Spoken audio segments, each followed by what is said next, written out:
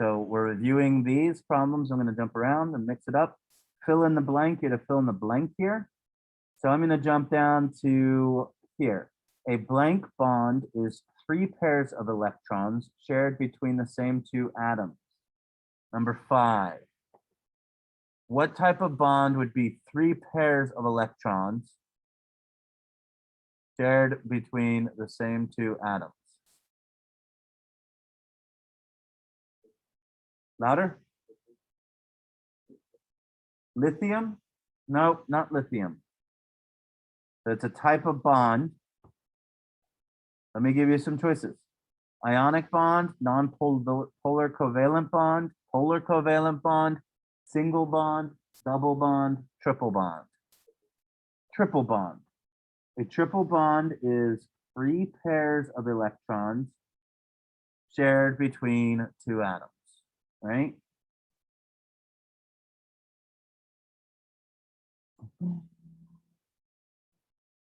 What do we call electrons in the outermost energy level or outermost shell? What is that term? This is when we're trying to add up these type of electrons too. Valence electrons. Those are valence electrons.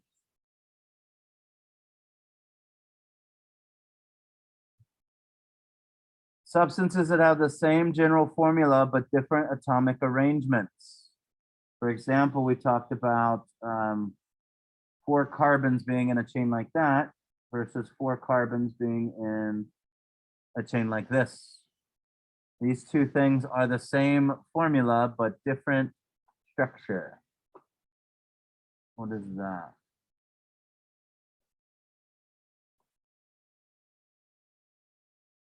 All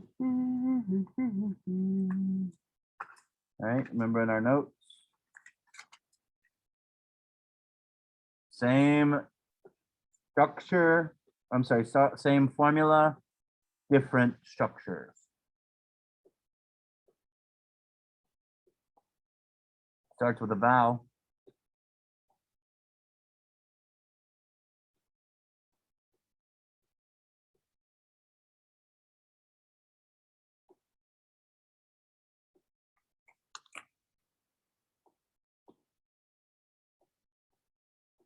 Anyone? Faster we get done, faster we get out of here.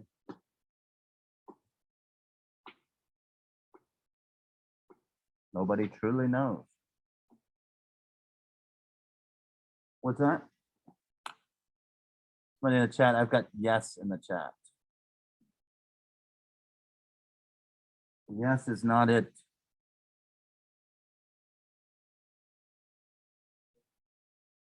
Same formula, different structure, like ethanol versus ether, or any of these different variations from hexane.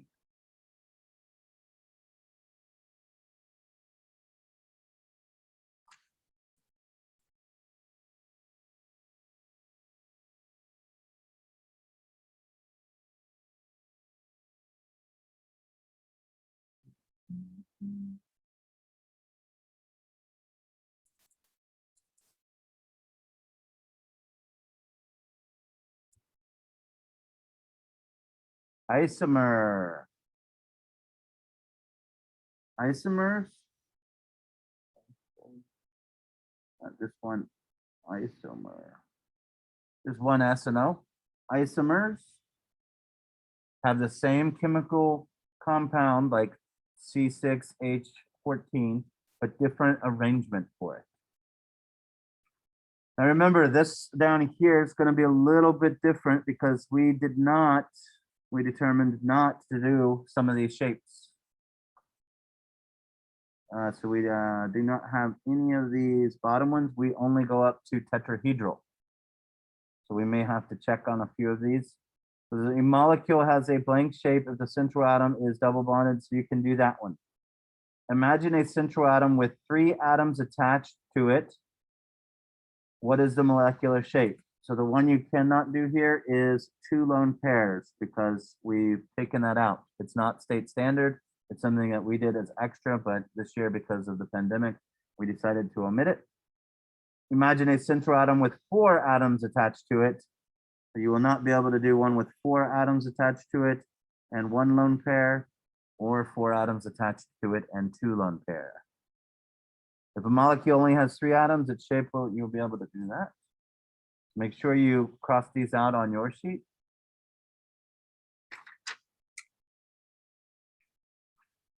The bond angle for linear, trigonal, yep, oh, those are good.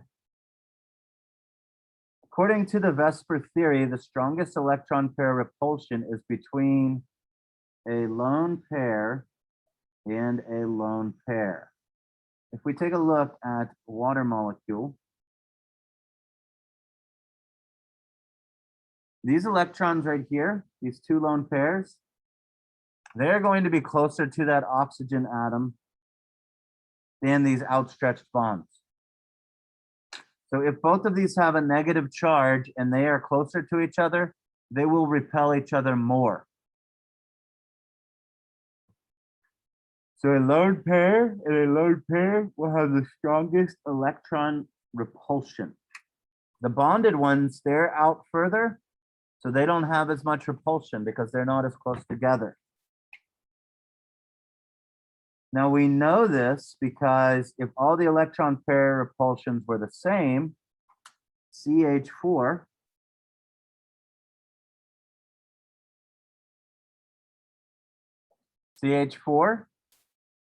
and NH3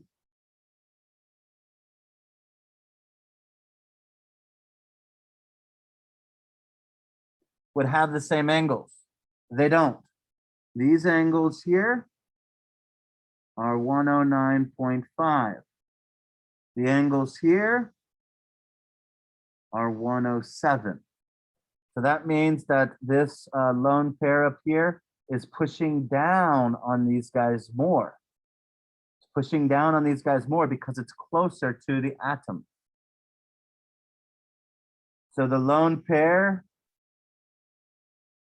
decreases the bond angle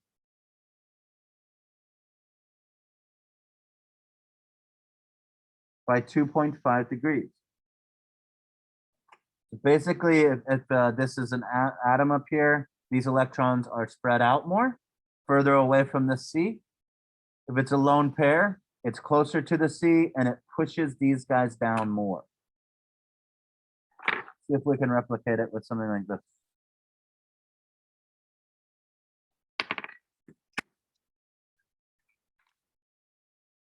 Here we have the CH4.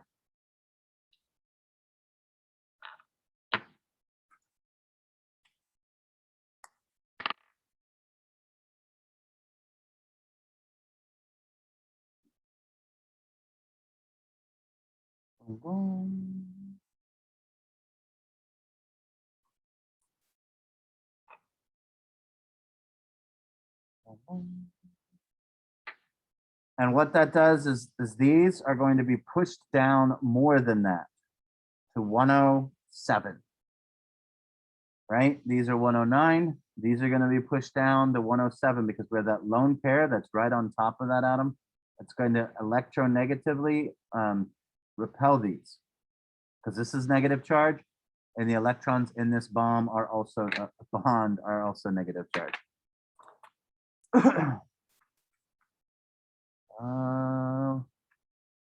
For that's okay, choose a Lewis structure for each of the following. All right, let's check this one. I don't know if you can do this one or not. SE, no, you can't do this one. SC would be in the middle, but let's go ahead and we'll talk about some items about it. Why is SC in the middle? What's the rule saying that SC should be in the middle there?